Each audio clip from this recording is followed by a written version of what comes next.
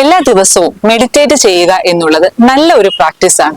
പലപ്പോഴും നമ്മളോട് എല്ലാവരും തന്നെ പറയാറുണ്ട് അല്ലെ, നമുക്കിപ്പോ ഉത്കണ്ഠ ഉണ്ടെന്ന് പറഞ്ഞാലും അല്ലെങ്കിൽ കോൺസെൻട്രേഷൻ കുറവാണെന്ന് പറഞ്ഞാലും ഒക്കെ മെഡിറ്റേറ്റ് ചെയ്യുക എന്നുള്ളത് ഒരു ഓപ്ഷൻ ആയിട്ട് പറയാറുണ്ട്. സോ എങ്ങനെയാണ് മെഡിറ്റേറ്റ് ചെയ്യേണ്ടത്, അതാണ് ഇന്ന് ഞാൻ നിങ്ങളുമായിട്ട് ഷെയർ ചെയ്യുന്നത്.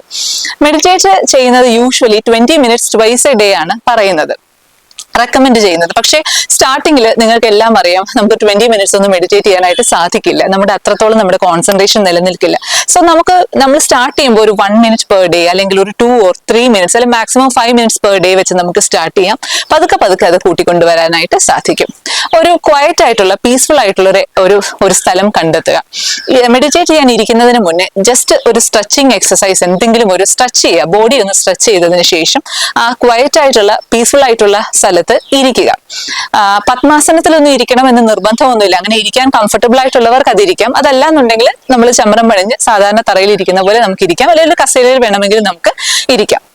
നമ്മുടെ സ്പൈൻ സ്ട്രെയിറ്റ് ആയിട്ട്, നമ്മുടെ upper part of the body straight ആയിട്ട് വേണം നമ്മൾ ഇരിക്കാനായിട്ട്. നമ്മുടെ കൈകൾ കാലിന്റെ പുറത്ത് തളർത്തി വെച്ചുകൊണ്ട് സ്ട്രെയിറ്റ് ആയിട്ട് ഇരിക്കുക.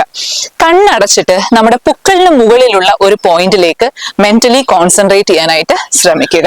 അത് നമുക്ക് ഒരു രീതിയിൽ അങ്ങനെ ചെയ്യാം. ആ മെന്റലി കോൺസെൻട്രേറ്റ് ചെയ്ത് അതിലേക്ക് മാത്രം കോൺസെൻട്രേറ്റ് ചെയ്ത് നോൺ ജഡ്ജ്മെന്റൽ ആയിട്ട് ഇരിക്കാനായിട്ട് ശ്രമിക്കുക.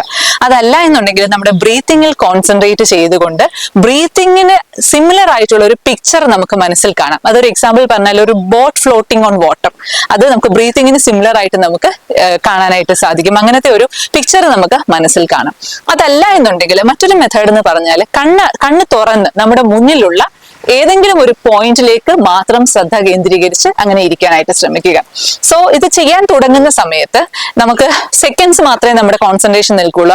അത് കഴിയുമ്പോൾ നമ്മുടെ മനസ്സ് പലയിടത്തോട്ട് പോകും. പക്ഷെ എവിടുന്നാണോ പോകുന്നത് അവിടുന്ന് വീണ്ടും നമ്മുടെ മനസ്സിനെ പിടിച്ചുകൊണ്ടുവന്ന് എവിടുന്ന് നഷ്ടമായോ അവിടുന്ന് വീണ്ടും സ്റ്റാർട്ട് ചെയ്യാനായിട്ട് ശ്രമിക്കുക.